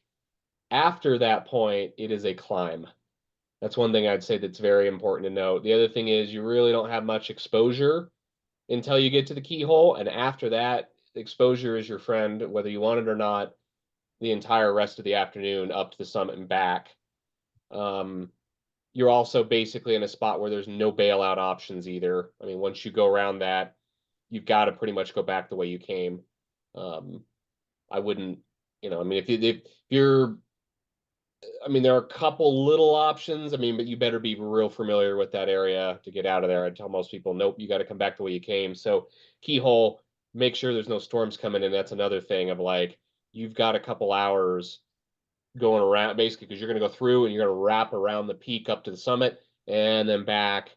And because it's also pretty solid rock, meaning, water isn't going to really go anywhere.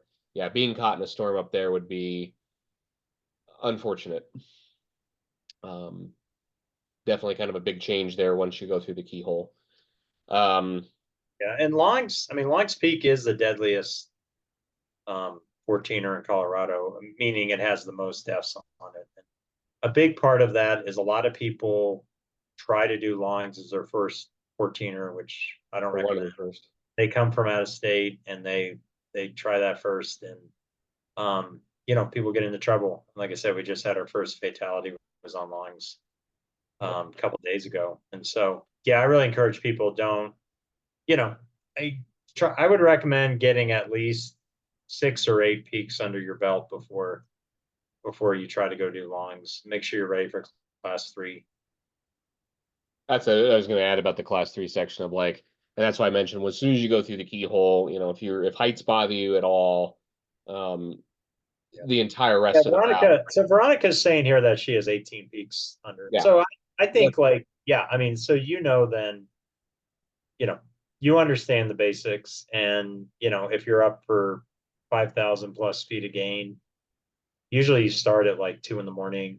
The other option, and I did this the second time, was you can get a camping reservation and you can backpack up halfway and camp. And that's actually pretty nice. It cuts the boulder distance down by a couple thousand feet and makes it a nicer day if you want to do that too. So that's still good questions. Yeah, I think you're in good shape. We got one about bears and bear canisters. Do I need to worry about it? Yeah, I would say I've never seen a bear on a 14er. I've known one person who saw a bear on Calabria a long time ago, which is the privately owned peak that doesn't get a lot of traffic. I think there are some places. So when you're hiking, you don't have to worry about bear or bear spray. When you're camping, there are a few spots where, you need to be careful with your food. You need to have your food put away. Usually just set it in your car, or if you're backpacking, hang it up. But if you are in the Snowmass Wilderness, if you can't hike in the Snowmass Lake, or you do, I guess, the Bells, where else would you need it in that area? Capitol, if you're gonna. Capitol is required. Wow. So that's one thing to note is the elks in particular do have a big population of bears, and so obviously they're not really in scope of this webinar. But Capitol Peak, Snowmass, both the Bells and Pyramid, if you're camping anywhere in that area, you are required to have a bear container. Most people pick canister. I think the Ursac is approved, but that's something you definitely want to be careful of. That area in particular does see quite a bit of bear activity. So there's a couple other places that you really should. I would say the Chicago Basin, also not really kind of in scope for this, but definitely quite a few that are down in that area. The canisters, personally, I don't know. I've always used them and never had a problem. Just gotten used to them. It's kind of nice just to pop them out and throw them under a bush, and you just don't have to worry. Put away from your tent, obviously, and you just don't have to worry about too much. So, yeah, double check on where you're camping just to see, because again, there are some areas that do specifically require it, and others, hey, it's recommended, but not necessarily required. And real quick, Nick, we've got a question about which peaks are good to hike again. Can you read that question? I can't see it at the moment. Yep, no worries. And we also had we had another one that was also good. So all the beginner 14ers for a first timer from Kansas, which do you recommend? Thinking about adding on a 14er after a few days of backpacking. Yeah, that would be great. I mean, the other thing, I don't know where you're backpacking, but the Colorado Trail runs next to, a number of 14ers, especially in the Swatch range. And also down a couple in the San Juans. So I'm working on the Colorado Trail, and so I think I've done 3 or 4 peaks just off the trail. But these are the peaks that I would recommend for, your first one or your first couple ones. Probably Sherman would be the easiest. You can drive pretty high on that one.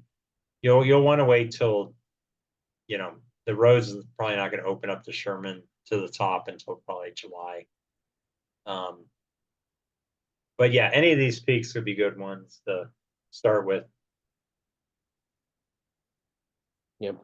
And we also had another one as well earlier that was, if you want to do Iowa, Emerald, and Missouri as a loop, is it better to go up Missouri first or last? I have done that. I would actually say go all the way up to Emerald first and then come back. And the reason for that is you're going out to the furthest peak away from where you're going to be at the trailhead, assuming you're coming up the road to Closey Lake.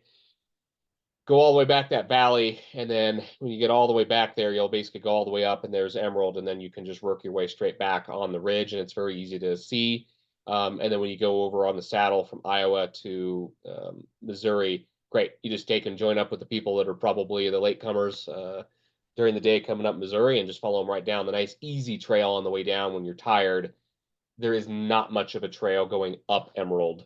And in fact, in the very back there of the basin, there's a lot of bushwhacking. It's fairly overgrown. So basically be mentally and physically sharp and, rested when you're going up to that deep, remote portion. You can just walk down the very cruiser trail on Missouri on the way out. That would be my advice. That was the way I did it and absolutely loved it. Thought it was really good. Let's see here. Did we have any other new ones that came in as well? Yeah. Anything else? Kind of a going once. Don't want to take all night, obviously, but we happy to stay around if we got a couple more.